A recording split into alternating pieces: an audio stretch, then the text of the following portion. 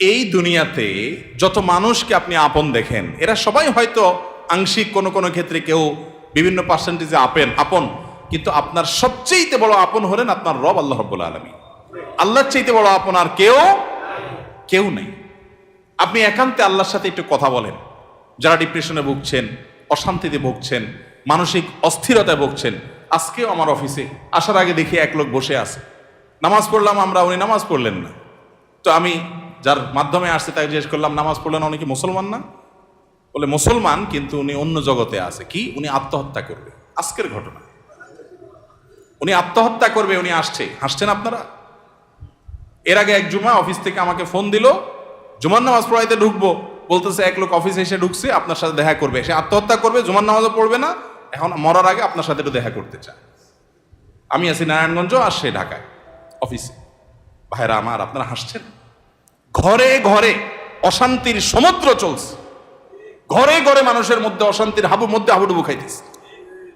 তরুণ young মানুষ, বাচ্চা ছেলে এখনো দুনিয়ার কিছু তারে পায় নাই, ব্যবসা বাণিজ্য জ্ঞানজাম ফাসাদ কিচ্ছু পায় নাই, কলেজ ইউনিভার্সিটিতে পড়ে, সেখানে শতাধিক ছেলে এক বছরে আত্মহত্যা করে ফেলতেছে। মানসিক শান্তি যেটা, এটা এই সমাজের প্রতিটা ব্যক্তি থেকে উঠে যাচ্ছে। প্রত্যেকটা মানুষ অস্থির।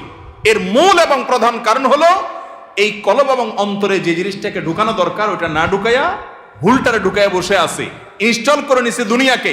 দুনিয়া ছাড়ার কিছু তার মাথায় নাই।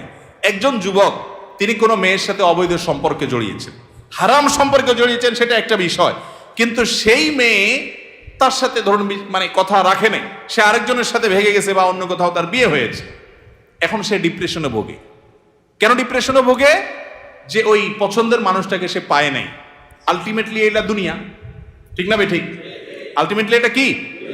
তার অন্তরে যদি আল্লাহকে স্থান দিত, আল্লাহকে যদি সবচেয়ে বেশি ভালোবাসতো, আল্লাযীনা আমানু আশাদ্দু হুব্বাল, তার অন্তরে যদি আল্লাহর সাথে মহব্বত সবচেয়ে বেশি থাকতো, আল্লাহর সন্তুষ্টিটাকে সবকিছুর উপর যদি প্রায়োরিটি দিত, তাহলে এরকম কেউ তার জীবন থেকে চলে গেছে, কেউ আসছে, কোনো দোস্ত নারাজ হয়ে গেছে, কিছু টাকা লস হয়ে গেছে, একটা ব্যবসা ছুটে গেছে, কিছু ক্ষতি হয়ে গেছে, এগুলোর কোনোটি তার জীবনে কোনো প্রকার প্রভাব ফেলতো?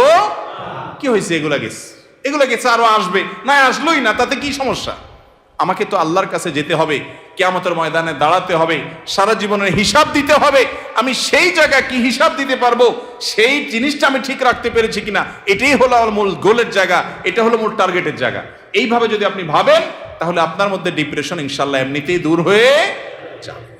মোহতারাম হাজরিন, অতএব সম্পদ উপার্জন করেন, ব্যবসা বাণিজ্য করেন এবং জাগতিক কাজ করেন, এতে কোনো সমস্যা নাই, কিন্তু অন্তরে দুনিয়াকে নয়, আল্লাহকে স্থান দেন। এবং এই স্থান দিতে গিয়ে আপনাকে স্যাক্রিফাইস করতে হবে। কি স্যাক্রিফাইস? ওই যে সৎ পথে চলবেন, হক হালালি চলবেন, টাকা পয়সা বেশি হবে না। অন্যরা তো দূরের কথা, নিজের আপন মা বাবার কাছেও দাম পাবেন না, ভাই বোনের কাছে দাম পাবেন না, বইয়ের কাছেও হয়তো দাম পাবেন না, ছেলে মেয়ের কাছেও হয়তো দাম পাবেন না, বন্ধু বান্ধবের কাছেও দাম পাবেন না, এলাকার ইমাম সাহেব, খতিব সাহেব, হুজুর সাহেবের কাছেও দাম পাবেন না, কারণ পয়সা নেই। কিন্তু আল্লাহর কসম, যেই জায়গায় দাম পাওয়া দরকার সেই জায়গা ঠিকই পাবেন। আরশ আজিমের মালিক আপনার অনেক বেশি মূল্য দিবেন। নবী করিম সাল্লাল্লাহু আলাইহি সাল্লাম কতবার এরকম বলেছেন সাহাবীদেরকে, তোমরা কোনো জান্নাতি লোক দেখতে চাও? বলি ইয়া রাসূলুল্লাহ, দেখতে চাই। একটা লোক চলে যাচ্ছে সামনে দিয়ে, তিনি জিজ্ঞাসা করেছেন, এই লোকটা সম্পর্কে তোমাদের কি ধারণা? বলি ইয়া রাসূলুল্লাহ, লোকটা খুব সাধারণ একজন মানুষ, এত গরিব, সমাজের এত সাধারণ মানুষ যে এ ব্যক্তি কারোর মেয়ে বিয়ে করতে চাইলে কেউ তার কাছে মেয়ে বিয়ে দিবে না, কেউ তাকে পয়সা হাওলাত দিবে না, কেউ তাকে চেয়ার দিবে না, কেউ তাকে কদর করবে না। আরেক লোক আসছে, নবী করিম সাল্লাল্লাহু আলাইহি সাল্লাম বলেন, এর সম্পর্কে তোমাদের বক্তব্য কি, মূল্যায়ন কি? সাহাবীরা বলছেন, ইয়া রাসূলুল্লাহ, এই লোকটা যার মেয়ের বিয়ের অফার করবে, সবাই তার কাছে মেয়ে দিতে পারলে সৌভাগ্যবান মনে করবে, পয়সা আলা, ভাবসাবালা, সমাজে অবস্থানওয়ালা। সে কারো কাছে কিছু চাইলে কেউ তাকে ফেরত দিবে না, তার অবস্থান আমাদের কাছে অনেক বেশি। নবী করিম সাল্লাল্লাহু আলাইহি সাল্লাম প্রথম যে ব্যক্তি যাকে সমাজের মানুষ অনেক তুচ্ছ মনে করে, অনেক দুর্বল মনে করে, তার সম্পর্কে মূল্যায়ন করে তিনি বলেছেন, এই যে প্রথম লোকটা, দ্বিতীয় লোকটার মতো মানুষ যদি গোটা দুনিয়াতে পরিপূর্ণ হয়ে যায়, তবুও এই প্রথম এই দুর্বল, কিশোকায়, হ্যাংলা পাতলা, গরিব, অভাবী মানুষ, যাকে তোমাদের সমাজ কোনো দাম দেয় না, এই লোকটার মর্যাদা আল্লাহ রাব্বুল আলামিনের কাছে ওই দ্বিতীয় লোকটার মতো মানুষ গোটা দুনিয়াতে পরিপূর্ণ হওয়ার চাইতে বেশি। ভাইরা আমার, এজন্য সামাজিক অবস্থান এটা আরেকটা ডেঞ্জারাস ব্যাধি, নেশা। নেশা সামাজিক অবস্থান। বেশিরভাগ লোক পয়সা করি কামাই করেন নিজে খাওয়ার জন্য না, ভাবসাবের জন্য। কিসের জন্য? ভাবসাবের জন্য। ভাবসাব বুঝেন? আমি এই জন্য প্রায় সময় বলি, গোটা দুনিয়াতে এখন অভাবটা হলো ভাবের। অভাবটা কিসের? ভাবের অভাব। যে আমাকে মানুষ লাখপতি বলবে, কোটিপতি বলবে। অনেক লোক দেখবেন যে বিদেশে হয়তো উনি সাধারণ একটা কাজ করেন, কিন্তু দেশে আইসা মাশাআল্লাহ কোট টাই বুট, ঢাকা শহরে হয়তো কোনো একটা দোকানে কাজ করেন, কিন্তু গ্রামে যায় মাশাআল্লাহ এমন ভাবে পরিপাটি হয়ে যান যে উনি ঢাকা শহরের বিশাল শিল্পপতি। আছে না নাই? তো বেচারা এত কষ্ট কেন করতেছে? তার দরকার একটু ভাব। তার কিসের দরকার? ভাব। এটাকে বলে সামাজিক অবস্থান। হব্বে যা, এটা মানুষকে কুরে কুরে শেষ করে দেয়, একদম ধ্বংসের দ্বার প্রান্তে নিয়ে যায়। এই জন্য ডিপ্রেশন থেকে মুক্তি পেতে চান, একমাত্র পথ আল্লাহর আনুগত্য এবং গোলামিতে ফিরে আসেন। সালহাতু সঙ্গে বুদি দিল খারাস আজমুদে এক জামানা খাকে বাস। ভাইরে, বহু বছর তো পাথর হয়েছিলেন, কিছু কাল একটু মাটি হয়ে দেখেন, একটু চোখের পানি ফেলে দেখেন, একটু রোনাজারি করে দেখেন, একটু আল্লাহর সাথে কথা বলে দেখেন, দুনিয়ার মোহটা ছেড়ে দেন, আল্লাহর মোহাব্বতটাকে নিজের ভেতরে আনার চেষ্টা করেন, আল্লাহর গোলামিটা করে দেখেন। একাকি আল্লাহর সাথে একটু কথা বলেন, ভোর রাতে উঠে একটু আল্লাহর সাথে কথা বলেন, তাহাজ্জুদে গিয়ে একটু চোখের পানি ছেড়ে দেন, মুনাজাত করেন, আল্লাহর সাথে কানাঘুষা করেন। কেউ আপনার দুঃখ বুঝে না, আল্লাহকে বলেন, আল্লাহর সাথে একটু কথা বলেন। আপনার চাইতে সুখী মানুষ আল্লাহর জমিনে আরেকটা আর থাকবে না ইনশাআল্লাহ। ভাইরা আমার, সুখের যে পথ কোরআন বলেছে সেটা আমাদের বিশ্বাস হয় না। সম্ভবত হাসান বসরি রাহিমাহুল্লাহ বা অন্য কোন এক তাবেঈ বলেছেন, কোরআনে আল্লাহ রাব্বুল আলামিন বহু জায়গায় ওয়াদা করেছেন যে আল্লাহ তাআলা মানুষকে দুনিয়াতে সুখ স্বাচ্ছন্দ্য দিবেন। মান আমিলা সালিহাম মিন যাকারিন আও উনসা ওয়া মুমিন ফালানুহইয়ান্নাহু হায়াতান তাইয়্যিবা। নারী হোক আর পুরুষ হোক, যে ব্যক্তি ঈমান আনার পর নেক আমল করবে, আল্লাহ নির্দেশ মতো নিজের জীবনকে পরিচালিত করবে, এটাই তার জীবনের মূল টার্গেট। এটা ঠিক রেখে পয়সা আসলে আসুক, না আসলে নাই, ব্যবসা থাকলে থাকুক, না থাকলে নাই, আল্লাহর আনুগত্যটাকে মূল রেখে চলে। আল্লাহ রাব্বুল আলামিন ওয়াদা করেছেন দুটি বিষয়ের। এক, ফালানুহইয়ান্নাহু হায়াতান তাইয়্যিবা, তাকে অবশ্যই অবশ্যই, যারা মাদ্রাসার ছাত্র বা আলেম ওলামা তারা জানেন, ফালানুহইয়ান্নাহু লামে তাকিদ বা নুনে তাকিদ সাকিলা, তিনটা তাকিদ দিয়ে আল্লাহ বলেছেন ফালানুহইয়ান্নাহু, অবশ্যই অবশ্যই অবশ্যই আমি তাকে দুনিয়াতে সুখী জীবন দিব। আল্লাহ তাআলা বলেন নাই সম্পদের পাহাড় গড়তে পারলে, বিশাল বড় চেয়ারের মালিক হতে পারলে, গদি দখল করতে পারলে, সামাজিক অবস্থান হলে ওই ব্যক্তিকে আমি সুখ দিব। আল্লাহ বলেছেন ঈমান আনার পর যদি নেক আমল করো, আল্লাহর গোলামি যদি কেউ করতে পারে, সমস্ত ক্ষেত্রে যে আল্লাহর আনুগত্য ঠিক রেখে দুনিয়ার সব ঠিক থাকলে থাকুক, আর না থাকলে সব বাদ, আমার বন্ধু অন্তরে তাকে জায়গা দিলাম যতক্ষণ পর্যন্ত আল্লাহ রাব্বুল আলামিনের কোনো আদেশ নিষেধ লঙ্ঘন না হয়।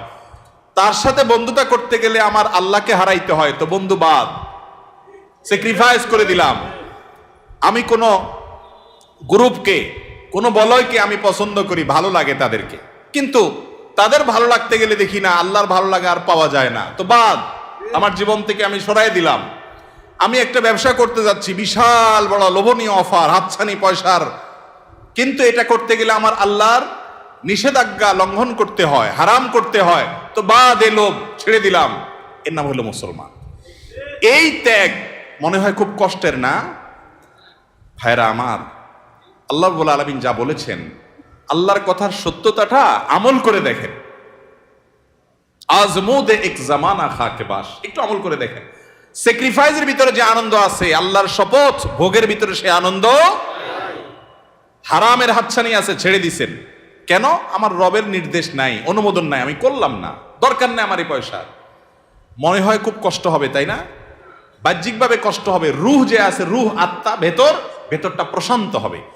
একটি জয়ীফ হাদিস দ্বারা প্রমাণিত যে কোনো ব্যক্তি যদি তার দৃষ্টির এরিয়াতে কোনো পরনারীকে দেখে, সুন্দরী মেয়েকে দেখে, দেখার সুযোগ আছে, ইউটিউব ফেসবুকে ভালো জিনিস দেখতে দেখতে হঠাৎ একটা খারাপ জিনিস চলে আসছে, আপনি দেখলে দেখতে পারেন, কিন্তু দেখলেন না, এটাকে অ্যাভয়েড করলেন আল্লাহর ভয়ে, যে না, আল্লাহ তাআলা আমাকে কোরআনে নির্দেশ করেছেন কুল্লিল মুমিনিনা ইয়াগুদ্দু মিন আবসারিহিম, ঈমানদাররা যেন তাদের চোখের হেফাজত করে, আমি সেজন্য দেখব না। আপনি এটাকে এড়ায় গেলেন, স্কিপ করে চলে গেলেন, বাহ্যিকভাবে একটু কষ্ট হবে, প্রথম মনে হচ্ছে যে আরে এটা দেখলে মনে হয় সুখের সমুদ্রে আবুডুবু খাইতে পারতাম, কিন্তু আপনি দেখলেন না।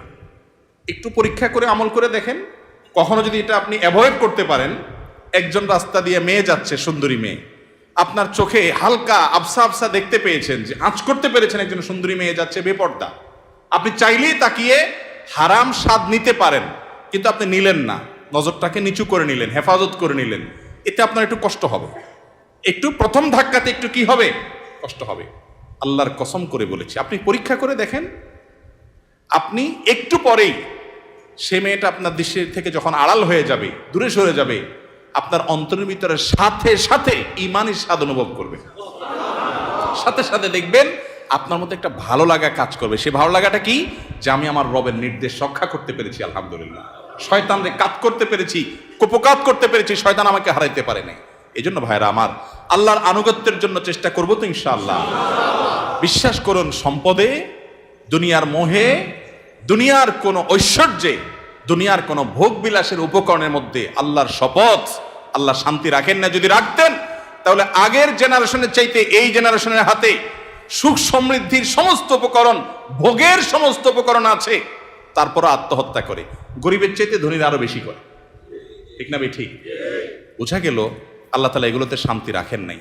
শয়তান আমাদেরকে ওয়াদা করেছে একবার, আশ-শাইতানু ইয়াইদুকুমুল ফাকরা, শয়তান তোমাদেরকে গরিব হয়ে যাবা এটার ভয় দেখাচ্ছে।